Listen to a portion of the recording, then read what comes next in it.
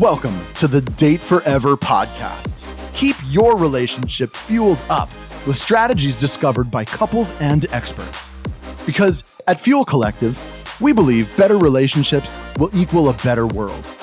You are about to discover specific insights and tools that cost little or nothing to implement to help you date forever. And now, here are your hosts, a couple who always have a half-packed suitcase and a date night in the calendar, Sammy and Nathan Yeager. Welcome to the Date Forever podcast. In today's episode, we're talking all about inner game and personal development and how that flows through to your relationships.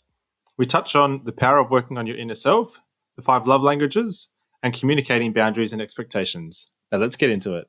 Welcome to the Date Forever podcast, everyone. Tonight, our guest is Barry, who is a human behaviour archaeologist based in Bali. He's here to facilitate sustainable heart-based change that affects all aspects of life in a really profound way. He's also the CEO and founder of The Game Changers, where they have helped hundreds of businesses around the world to scale and grow by mastering their inner game. Barry's also the host of the Comeback Game podcast, where he chats to guests about the ups and downs and successes towards greatness while inspiring entrepreneurs all over the world. He's joining us today to dig deep on all things inner game and how it shows up in our relationships. Welcome to the podcast, Barry. Thanks so much for having me. So Barry, can you just explain a little bit about what inner game is? Yeah. What I realized years ago was that there's a lot of people teaching content strategy in business and what I would say is the outer game. And what I started to realize through my own trials and errors and many, many failures is that we have this thing called the inner game, which is essentially a combination of, you could say, mindset. But I think it's so much more than that. Like, it's a connection between spirit, soul, mind, body, and being, right? It's us, ourselves. And what I started to notice is that, and realize, is that people don't have business problems. People have personal problems that get expressed through the businesses. Like, my common belief is that we're walking through life almost as a projector, and life is the screen. And so the way that we occur with life or interact with life is a reflection of what's going on internally to us.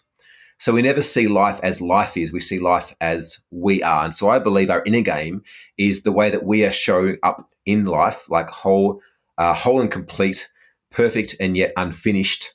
And the outer game is more so things outside of us, strategy, tactics, interactions with others and so forth. Yeah, so you must have gone through an experience or a series of experiences that had you come to that realization. Yeah. Can you talk to us a little bit about that? Oh, every day, still now. I've been in this personal development space. God, I've been in business now for more than half my life. Over 18 years, I've been running my own businesses and companies. And, it was interesting because I thought business was the greatest kind of spiritual journey we can go on. And when I mean spiritual, there's many different ways we could take that. But spiritual in terms of learning so much about oneself, like far beyond, the paradigms of how we brought up. But then I started to meet and attract women that I cared about and realized that was a whole nother level of challenge than business itself. So for me, some of the core things was, I went into this business at 17 years old and I had the clear focus that I wanted to create something that provided me with income and time so that when I eventually had a family and started a family, I could be more there for my kids than my father was for me growing up. I grew up, my dad was always working. He was doing what he felt he needed to support myself, my 3 brothers, and my mum. But yet all we really wanted was him around, not so much fancy clothes on our back. And maybe I'd be saying the opposite right now if we grew up with him always around and having no clothes on our back, right? But we can only kind of go off the experience we had. And the funny thing is that 6 years in that business, I first entered the business by an employer that treated me like absolute dirt. And I was like, I need to leave. I need to do something else. Never thought I'd be in business, but one day I woke up and decided to run out of the paper. And anyway, 6 years later, I woke up and I realized that not only had I created the same situation for my kids that I had growing up, but it was worse. So during that period of time, I met a woman, had a couple of accidental kids, and accidental is intentional in saying that, is that both were conceived under birth control, different birth control, both of them, like they were absolute miracles and still are today. But I was like, how the hell could I have entered this business with the end in mind, which so many great gurus talk about? And yet not only did I not create that end, I created what I was trying to avoid. And that was what really led me down to starting to understand human behavior, psychology, and really a whole another world, because prior to that, I dove deep into spirituality and energy and Reiki and meditation. Like dove deep down that. And I was like, how can I be so spiritual and so connected to my representation of God, yet still be attracting such like horrible and horrific circumstances to where, I bankrupted, lost, friends, lost family, lost all this sort of stuff when I was trying to avoid that. Mammoth journey. Yeah. So what was the very first, or I guess the most impactful personal development experience that you had that kind of unlocked this journey for you? That was it, to be honest. Like, my partner at the time saying, hey, like I'm leaving and taking the kids and I'm moving to the other side of the country because I can't do this anymore. Love you, but I need some support and you're not it. You're not there for us. And me dropping them off, going back to business and realizing that I didn't have a business. I had a job. I had a multi-million-dollar job right then that I couldn't step out of for a second without the thing falling apart. And I guess the question I asked is like, I want to work out how I effed my life up so bad. Like, how did I manage to end up so in such a screwed up position where I'd lost my partner, my kids, business was falling over. Like, we were financially doing well. We were growing ridiculously fast, but it was all relying on me being a linchpin of that growth. And you've since gone on to work with hundreds of business owners who are having those personal problems that are showing up in their business. What starts to happen when they flip from the outer game to the inner game? I could share so many stories that would probably have your audience going, that's bullshit, that's complete woo-woo. But after so many stories, it's like you just start to know it to be true. Like stories where clients have jumped on the phone and said, I can't attract my ideal employee. Everyone keeps leaving me or stealing from me. And we're having a change work session, and 2 days later they've hired this incredible human to work in the business who's still there today and flourishing. Clients who have come in and said, hey, like my business is going backwards, my cash, my money, had a session, and 2 days later ringing up saying, I don't know how, I just closed $250,000 worth of deals, like out of nowhere.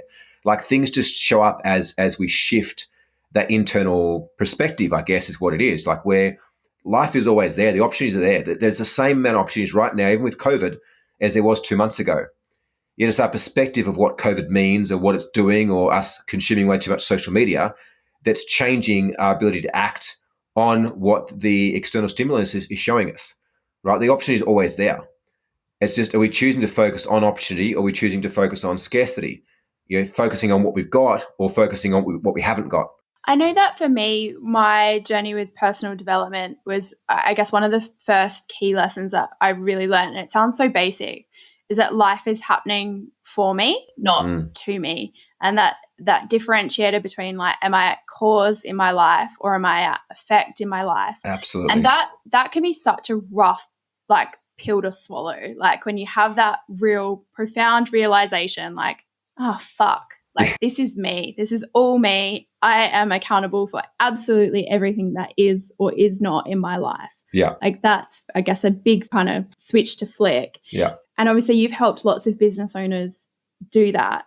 Can you talk to us a little bit about, I guess, what that looks like, how they show up? Yeah, it's funny because it's a pill that, although you may swallow it the first time you realize it, it keeps coming back and it becomes harder to swallow. Like a week ago, I nearly passed out trying to take my vitamins before bed, and I tried to put too many in at once and choked. And I was like there in the kitchen choking, going, do I wake my boys up to try to like jump on my chest, or do I just sit with this and work through what's going on? And the point I'm making is they're the same pills I've had every night for months, right? And so we can have that realization, but we get challenged around that. We get challenged around how much responsibility we're willing to take for what we created. And unfortunately, when people first have that realization, or they come to terms with it, they start diving down that path, they've often got to undo a lot of paradigms, a lot of things they've created their whole life. And that can be challenging because we have so much of our identity wrapped around what those things mean to us. Yet, if we can truly find a way to step into a heart consciousness and follow intuition, we can start to trust and understand that everything's always happening for us, not to us, as you mentioned. But that doesn't mean that what you get is what you want. And that's the biggest misconception, is people think, well, if I follow my heart, if I follow my intuition, if I take responsibility, everything will be smooth sailing. That's bullshit, right? Like you will get what you need to become the highest version of you. And for me, absolutely, that was a business that bankrupted for 1.3 million, a business that relied on me to be there every single day, a relationship that broke apart. Like everything that I had, I can look back at right now and see the blessings, the gifts that was in that, because without it, I wouldn't be where I am today. Absolutely not. I think that's a trap that people fall into, not just in business, but in relationships, where they go like, oh, if this is my person, then it should be fairy tale easy. Like, and if it's not that, then it must not be right. Yeah, that's such a bullshit paradigm. And even furthermore is comparing your current relationship to that of your parents, because let's be honest, like things were very different when they were growing up than what they are right now. Like look at the divorce rate now compared to what it was. That's such an old paradigm. And I've been saying a lot to people, like you've got to question what you believe. Like anything you've stopped questioning is a belief, and it's a potential huge sabotage that's holding you back. Right? You got to be willing to question everything. And I don't know, like I think a relationship, I'm just going to say it, and I'm open to the hate, but I think a relationship that's like super smooth and super easy is one that lacks intimacy and vulnerability and probably amazing sex as well, because there is not that duality there. There's not that tension that's being created because things are just easy. Yeah, and sometimes easy can kind of show up like it's disengagement. It's like just going to coast along with it because it's just easier and hassle-free to not acknowledge that thing that's not working. Yeah. Or that thing that I do actually really want from my relationship that I'm not getting. Yeah. Conflict is good. We've been brought up in an environment, like in the schooling system, that it wasn't okay to make a mistake and it wasn't okay to ask for help. Conflict is good, and it's something that within my team, I'm constantly asking for that to come up, because if there's conflict, it means that people are actually sharing what they give a shit about, right? If there's not that conflict, and I don't mean like the unresourceful conflict where there's the martyrism and there's all the manipulation and the blame and all that other bullshit. Like I mean someone making a stand for what's really important to them. Like if you're not having those conversations, you don't have a real relationship. Yeah, and I think it's just challenging the status quo as well, and actually questioning things, looking at things differently and going, how can we do this better? How can we improve? And what's next for us? Yeah, absolutely. Hey, so a big part of, I guess, shifting that inner game, in my experience, has been about identifying and then establishing boundaries and going, I didn't know that I'd been letting people pass a boundary because I'd never put it up, I'd never acknowledged it, or I'd never created that space for myself. Obviously, in relationships, sometimes they're not fixed, sometimes they can move a little bit. And we're in this weird space at the moment with lots of people who have just had quite a drastic flip to their lifestyle, and their boundaries, both physically and emotionally, have probably had to shift. Can you talk to us a little bit about your experience with boundaries and establishing them and revisiting them? Yeah, damn, such a good question and so relevant, because I honestly think that like 12 months ago, I didn't have any boundaries. I had boundaries, but I wasn't aware of the boundaries. And even when they were crossed, I wasn't aware that that was what was happening. It was just showing up for me as frustration. I'm like, why am I frustrated with this person right now? And it took a long time for me to have this realization. I was like, wow, like my boundaries were taken away from me when I was young, not through any fault other than I believe that was part of my journey to learn what I need to learn. And once I realized that, I was like, wow, I actually haven't respected other people's boundaries because I haven't been aware of my own boundaries. So if I'm not aware of my own boundaries, how could I respect the boundaries of one other? How could I respect what they needed when I'm not even respecting what I need because it wasn't something I knew was needed? So I think boundaries are super important. This is where we need to be a little bit careful entering relationships, because people they go through this honeymoon period where they're not really showing up as all of them. And so when eventually like time goes by, that starts to be relaxed a little bit. The true them starts to come out. It brings a lot of conflict up, because it's like, well, you're not who I fell in love with, or who's this person coming through? And they're seeing you as like evolving into some beast, rather than the fact that that's who you've always been. You've just done a really good job of suppressing it. And one thing I see in relationships is around, like, I think codependency is okay. And what I mean by that is, like, I want to have a partner that I want to spend every second of every day with. Like, that's a relationship that I personally want. The unhealthy part of that is that when I do that in sacrificing my own needs, in sacrificing me having time by myself, first and foremost, to make sure that I'm always pointed towards my true north, and spending time with other mates and other guys and other masculine energy, so I can come back to who I'm at my core. And that's where I think this whole term codependency is kind of thrown around. It's like, I want to spend every second of every day with my partner. I just want to also have the boundaries to be able to step back and go, I need some time for me right now. I'm processing some stuff. It's creating conflict. It's bringing up stuff in the relationship. It's my stuff. Let me go and process it. I'll come back when I'm ready to let you back into my space. And I think that what you just touched on is really interesting because obviously at the start of a relationship, it's new and it's exciting and you've got all these things that are going on in your life, and then something has to give so that you can invest in that relationship. So you stop, with spending as much time with your friends or as much time on your hobbies or as much time on your business or your career. And then, as the relationship progresses, you hit that point where you're like, oh, I need to claim some of that back. I need to start reinforcing some of those boundaries and reinvest in those relationships or those friendships or those networks. Yeah, because you've diluted yourself down to incorporate this other big part of your life, but you've kind of end up losing parts of your life as well. Yeah. Touching on that boundaries piece, obviously there's some physical boundaries that people might be navigating at the moment where they're now both working from home or, the physical space that they're in isn't conducive to them both being in it all the time. Do you have any advice around that? Yeah, there's a couple of things that I'll say. I want to go back just a half a step, and that is that, like, the moment that you think that you know your partner, the relationship's dead. Because we are human beings, and if we're not green and growing and evolving, we're ripe and rotting. Like, look at nature. Nature's such a perfect representation of us. Like, we are a part of nature, right? So the moment that we see our partner and we think that we know them, the relationship's dead because we're not giving them a chance to evolve and grow. Tying back into what you said before, Sammy, is around, like, boundaries are going to change. But the important part of that is to number one, like, work on self first before anything. Work on getting yourself to a place where you're happy, you're in love with who you are and who you show up as, because then you can take that and spread that to the world. And also you start to have that sensory awareness if you're starting to get a bit out of alignment and what you might need to do to correct that. The next part of that is to be able to communicate. Hey, babe, like, I've really enjoyed hanging out and spent a lot of time. It's been great. I'm also noticing for me right now, I'm just being called to hang out with my guy mates a little bit more. Like, if it's cool, I'm just going to start to, maybe spend a half a day a weekend or a night a week or whatever doing that, and communicate that and share why that's important. And you should have a partner that's willing to support you. It might bring some stuff up to start with, but that stuff that brings up in them is not necessarily your stuff to deal with. That's their insecurities. That's their boundaries. And this is where we can get so entangled in a relationship, is not knowing whose stuff is who and trying to fix the other person's, which ultimately ends up being completely entangled in a codependent relationship and not processing your stuff that's there to be processed in the relationship. Yeah, or turning their stuff into a project of yours. Yeah, absolutely. Especially if you're coaches, like, it's very easy to do that. In terms of what's happening right now, like, one thing that I've been sharing with our clients, we have a lot of couples that are clients, is like, just realize that you're in a stress stimulated environment right now. And so your perception of what's happening is not reality. It's one part of the puzzle. It's not the whole puzzle. Like, have conversations that you're aware that this stuff might come up, but it doesn't change the fact that you love each other. It doesn't change the fact that you're in a relationship.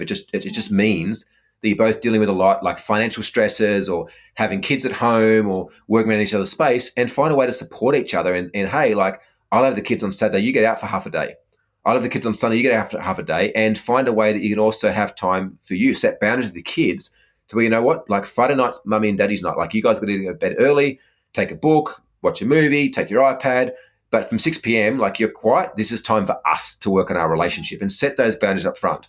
And even if it's not kids, it's everything else. It's like, okay, cool. Well, this is going to be our time. We're going to carve out laptop closed. Neither of us are working. Neither of us are jumping on FaceTimes with our mates, like, still carving out that time. Yeah, even if you're not going anywhere at the moment, but consciously showing up for that dedicated time to be together and not just, indulge in Netflix, and actually really be present with one another.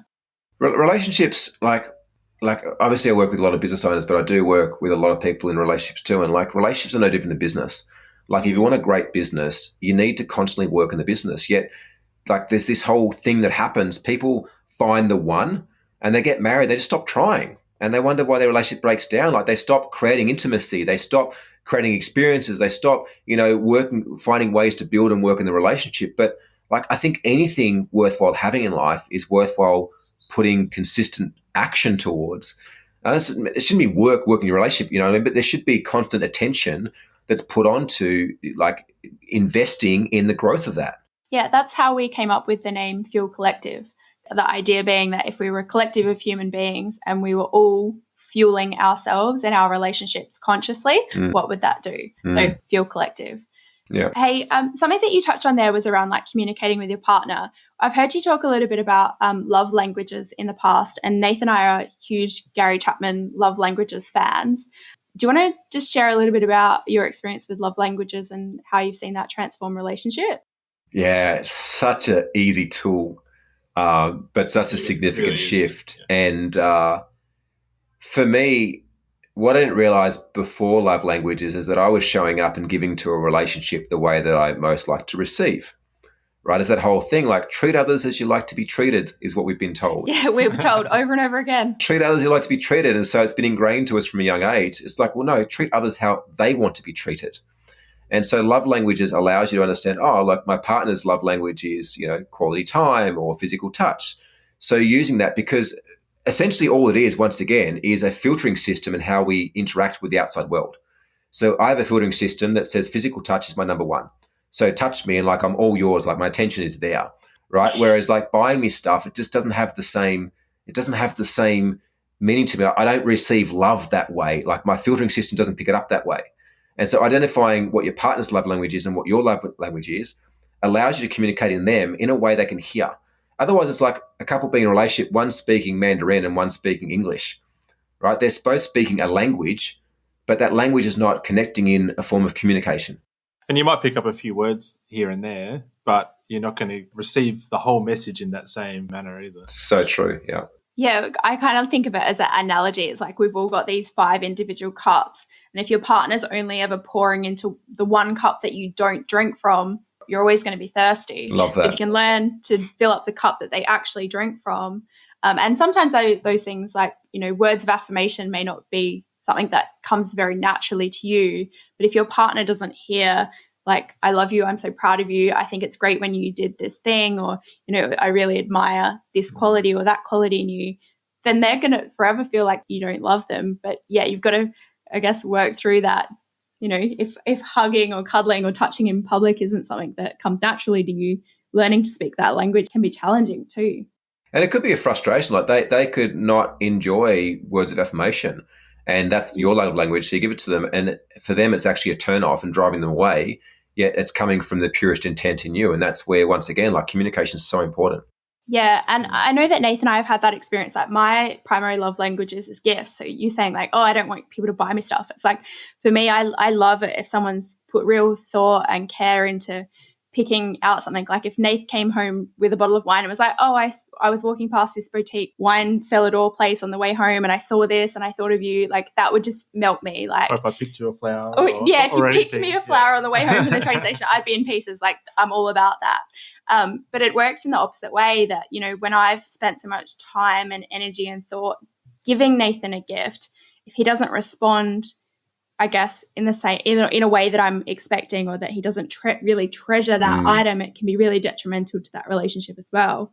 So that's something that we've definitely had to learn. It's like, okay, if we're arguing or in conflict, actively not touching Nathan is really, really painful. Like, so it's feeling you, bro. Yeah. So it's not just like the love language used positively, but it can also be really detrimental by taking it away. Yeah. At the end of the day, like I think in relationship, like I want to give my partner everything that she wants and more, not at the detriment of myself, right? But the only way I can do that is to first understand what it is she actually wants. Yeah. And I think it's important as well to understand that the way that you receive love and the way that you give love can be 2 different languages. And so, like, my default might be words of affirmation, but that's actually not how I receive love either. So I think it's really important to actually look at yourself from both angles of go, how do I really like to receive love, but also what is my default for giving love, and then how does that relate to your partner, and how best do they receive love? Yeah, so for anyone who hasn't explored it, you can jump on and do a quiz. It's really quick. The 5 Love Languages by Gary Chapman. Yeah. So Barry, we've heard you talk a little bit about non-violent communication. What on earth is that? So I had a relationship where I was deeply and madly in love with this woman, but yeah, it just seemed like any time I opened my mouth, it would create conflict. And I remember growing up too, like my mum used to constantly nail me around the fact that it wasn't what I said, it's not what you say, it's the way that you say it. And I'm very much one that whenever I've got a problem or a challenge or a shortcoming, I'm like, cool, well, there's a solution for this. I just got to find someone who's overcome it. And I was introduced, I actually started seeing this woman, this tantric woman, not in a relationship, like seeing her at a practitioner. Coaching capacity. Yeah, coaching capacity. We did some tantric workshops. I was like, wow, this is really cool. Went and continued my ongoing learning. And she's like, oh, you want to check out nonviolent communication? And it was mind-blowing. And I was like, wow, I can really understand how, because I'm quite to the point, like I'm like, let's just get it done, say what needs to be said. It can be quite harmful to like a feminine essence or energy. And so going through the nonviolent communication, it kind of taught a 3-step process. Like the first thing to do is to share, like, what are you feeling? So it's like, oh, hey, I'm feeling a little bit sad right now with that comment that you shared, right? So it's not about them saying, hey, I can't believe you said that. There's no blame. There's no justification. It's very neutral language in terms of like, I'm expressing how I feel because of that. And my need for X wasn't being met. So it's like, hey, I'm feeling a bit sad right now when you responded that way because my need for connection not being met. So you're sharing what you're feeling in response to what's been said and what need of yours has not being met by that. You know, whereas a lot of people in relationship and in life in general are quite quick to blame or to point fingers. And I never had the intent, like my intent was always a pure intent, but it was just constantly creating this reaction in others around me. Wow. Like, what prompted you to do that? Obviously, you were saying that you were in conflict with your partner. You're like, there's something going on here. There's something going on here. How did you identify what it was that you needed to explore? Well, look, I think everything can be resolved from communication. Like, I don't think there's a problem in the world that can't be resolved through communication. Like, think about it.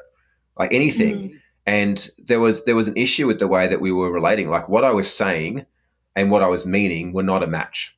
Or at least what I was saying and what she was hearing, and how it was being received, or the way you're expressing it, or was not a match, and it was creating conflict. And so I was like, okay, I could sit here and beat the drum of like, you need to change and listen to what I'm saying and feel what I'm sharing, or I could take responsibility that there may be something coming on from me in the way that what I'm feeling and what I'm expressing is a bit of misalignment. So is there a way I can work through that to where what I deliver is owned by me and my feeling, my experience, without trying to change them, to get some kind of calibration to start to mesh together a bit better. Have you got some practices that you walk yourself through to kind of do that? Not so much. Like, it's been really interesting this past 6 months, like the evolution of my relating with women and with partners.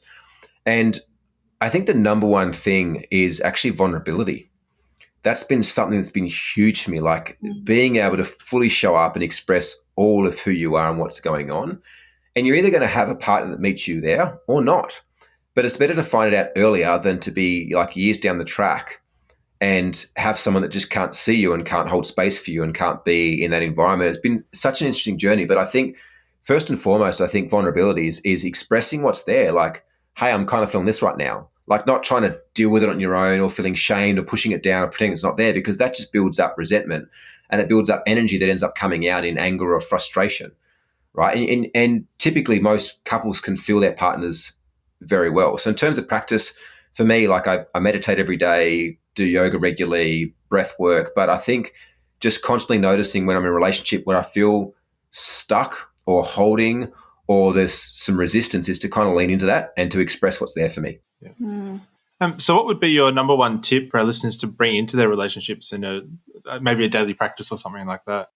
Yeah, I think first and foremost, I think everyone, absolutely everyone, should listen to Understanding Women by Alison A. Armstrong and Keys to the Kingdom. They are revolutionary, and both partners listen to both of them. So women, it will help you to understand more about yourself, understanding women. Men, it'll be a game changer in understanding women, but vice versa. The Keys to the Kingdom is a game changer. So I think that's first and foremost. I think second is just to create a really good frame with your partner around how you're going to deal with things. So some advice might be that you rate your fights. Like, after the fight's been finished and over, is to sit down and go, cool, like I feel that fight for me was kind of like an 8. Like, what was it for you? And rate the fight and give yourself some feedback and cool, like what can we do better next time? Right? What can we do? I love that. That's so insightful. Like, to do like a little rose analysis of like what went well, what didn't go well, what are our opportunities in that moment of conflict? How are we repairing after it? I like that. Yeah. Because if nothing's changing, right? You're going to keep dealing with the same shit. And when life squeezes, especially like it is now, that stuff that hasn't changed, that stuff that's been unresolved just comes out in a far greater way. So I think ongoingly, like, daily practice is sharing how you're feeling, asking your partner, man, ask your woman, how was your day? And then just shut up and listen. Like, allow her to dump and unload everything that's going on, not to fix it, not to change it. One thing that I found works really well is at the end of that is to say, cool, like, appreciate what you're sharing, acknowledge it. Out of all of that, is there anything you'd like me to keep or remember, or anything you'd like me to do with that? And actually asking, like, your woman or your partner, like, what would you like me to do with that? And the shift and transformation I've noticed in them has been huge. And women, like, appreciate your men.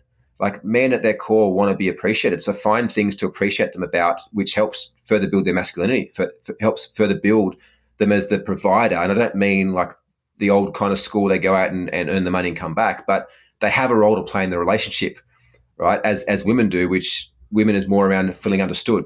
Men is more around being appreciated. Like, so many relationships are going down emasculation and manipulation, but I think spend time daily to work on your relationship. Yeah, it's really great advice. Yeah, I like that. We're going to implement that ranking leadership for, not in a competitive way, in an opportunity for growth way. That's it. But yeah, I think one of the best lessons that we ever learned about conflict was that you never use the word never, and you never use the word always. Yeah. So it's not you never listen to me, or you always do that. So I know that if either of those words fall into one of our conflicts, then it's no good. Yeah. Gets a 0. It gets a 0. Gets a 0. room for improvement. Yeah. Hey, so Barry, thank you so much for joining us today. At Fuel Collective, we've got a couple of values to love life, so which is really about being intentional and aware of what it is that you're doing with your life and whether or not you're loving it.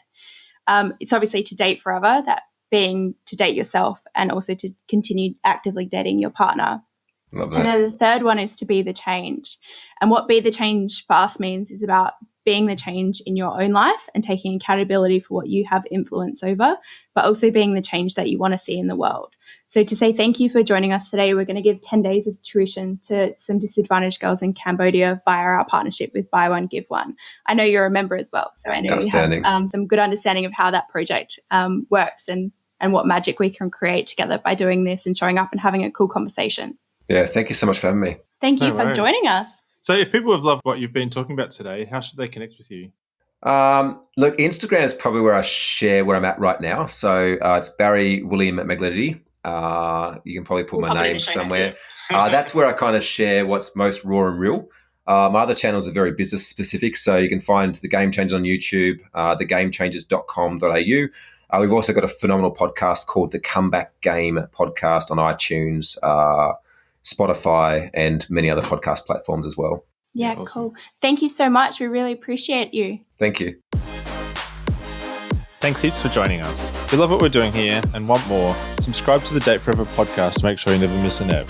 Come and hang out with us and other awesome couples who are fueling up their relationships in the Thriving Couples Collective Facebook group, or check us out at fuelcollective.com.au. Until next time, keep on dating, because better relationships equal a better world.